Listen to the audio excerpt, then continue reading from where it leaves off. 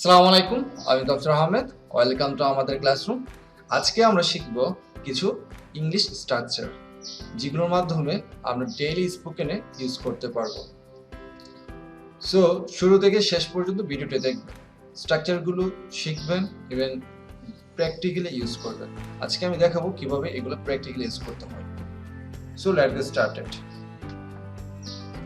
First structure, have slash has no difficulty in, অর্থাৎ আমার সমস্যা নেই, কোনো কিছুতে আমার সমস্যা নেই। একটু প্র্যাকটিক্যালি আমরা সেন্টেন্স দেখে নিই। I have no difficulty in going there, ওইখানে যেতে আমার সমস্যা নেই। আমরা অনেক সময় প্রায় অল দ্য টাইম আমরা ইউজ করি problem. I have no problem, I have no problem. আমরা একটু ডিফারেন্ট ওয়েতে ইউজ করতে পারি। I have no difficulty, difficulty মানে সমস্যা, আর নো ডিফিকাল্টি বলতে সমস্যা নেই। I have no difficulty in going there, I have no difficulty in going there, that means আমার ওইখানে যেতে সমস্যা নেই। He has no difficulty in eating, তার খেতে সমস্যা নেই, খাওয়াতে তার সমস্যা নেই, খাওয়াই তার সমস্যা নেই। She has no difficulty in eating, এখানে মনে রাখতে হবে ডিফিকাল্টি ইন দ্যাট, তারপর হচ্ছে জিরান ফর্ম, ভার্বের সাথে আইএনজি। ইনের পরে ভার্বের সাথে আইএনজি দিতে আমরা জানি সবাই, প্রিপোজিশন পরে। She has no difficulty in eating, তার খেতে সমস্যা নেই বা খাওয়ায় তার সমস্যা নেই।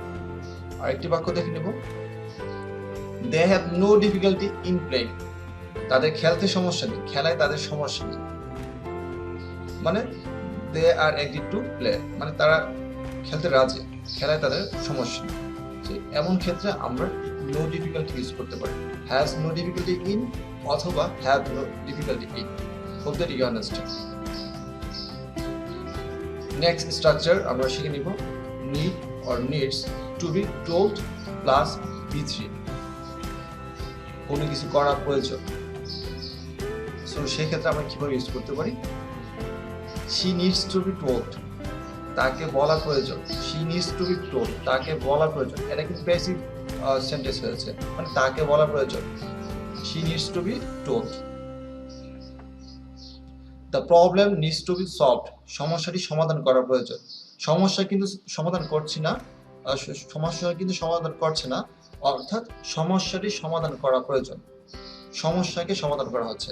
the problem needs to be solved, the problem needs to be solved, সমস্যাটি সমাধান করা প্রয়োজন, সমস্যাটি সমাধান করা প্রয়োজন।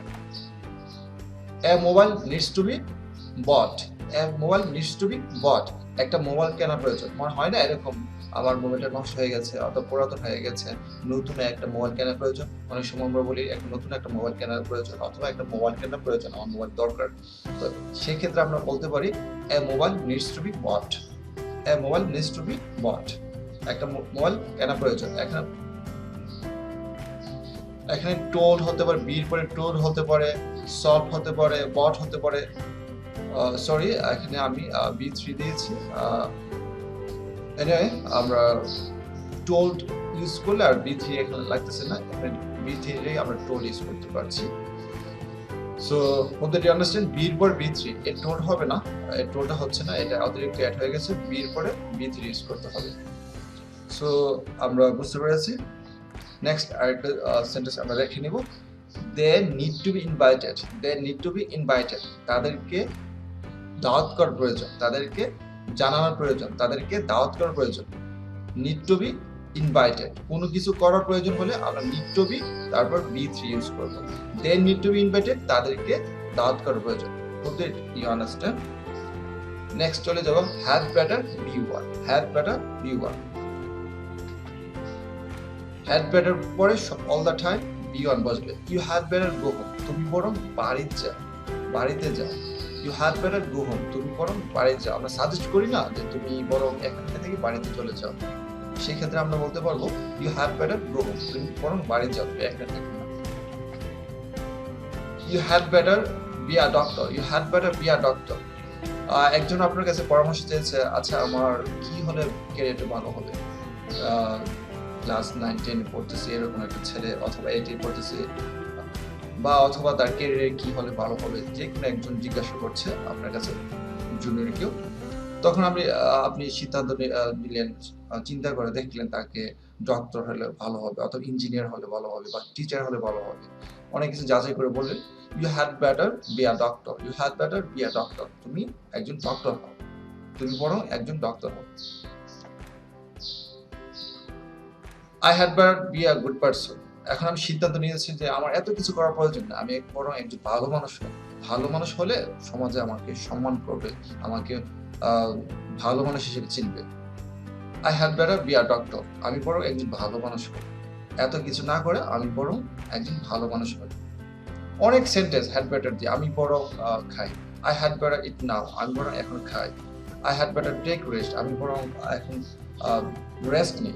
এরকম ক্ষেত্রে আমরা বরং এটা করি, বরং ওইটা করি, বেটারটা সিলেকশন করা, আমি বরং ওইটা করি ওইটা করি, কম্পারেটিভলি ভালোটা সিলেকশন করা। আশা করি বুঝতে পেরেছে। Had better V one. Next structure, I love it. এই সেন্টেন্সটা, এই স্ট্রাকচারটা আমি পছন্দ করি। Hope that you like that. Subject did not let plus person plus V one. আমি আবার বলছি, subject did not let plus person plus V one. এখানে পারসন বলতে, এখানে পারসন যদি হয় পারসন সরাসরি নামটা বসে যাবে, আর যদি আমরা প্রনাউন ইউজ করি মাস্ট অবজেক্টিভ ফর্ম ইউজ করব। সো আমরা প্র্যাকটিক্যালি একটু দেখে নেব। কোনো কিছু করতে না দেওয়া, I did not let him say anything. আমি তাকে কোনো কিছু বলতে দেইনি, মানে কোনো কিছু করতে না দেওয়া, কোনো কিছু কোনো পারসনকে করতে না দেওয়া। I did not let him say anything, আমি তাকে কিছু বলতে দেইনি। মানে গতকাল হয়তো কারোর সাথে সাক্ষাৎ হয়েছে কোনো একটা জায়গাতে, আপনি অন্যজনকে বলতেছেন গল্পটা, আর গতকাল ওর সাথে সাক্ষাৎ হয়েছে কিন্তু তাকে আমি কিছু বলতে দিই। I did not let him say anything, মানে পাস্ট, যেহেতু did not past, I did not let him say anything, আমি তাকে কিছু বলতে দিই। যদি প্রেজেন্ট ইউজ করতে পারেন তাহলে ডিড এর পরিবর্তে don't, I don't let him say anything, আমি তাকে কিছু বলতে দেই না। ফিউচার ইউজ করতে পারেন,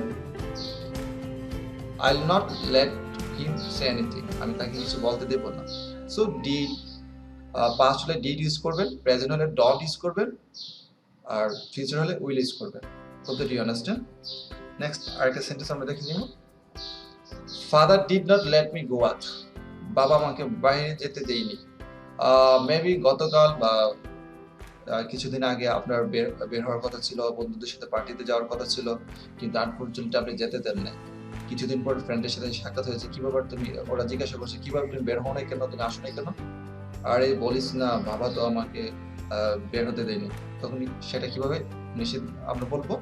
ইংলিশে আমরা বলতে পারি father did not let me go out, আমাকে বের হতে দেয়নি, অর্থাৎ বাইরে যেতে দেয়নি। ফাদার ডিড নট, বাবা আমাকে, কাকে দিচ্ছেন? আমাকে। Father did not let me go out, কাউকে কোনো কিছু করতে না দেওয়া। তো ফাদার আমাকে বের হতে দেয়নি, father did not let me go out. Next, they did not let us eat. They did not let us eat, maybe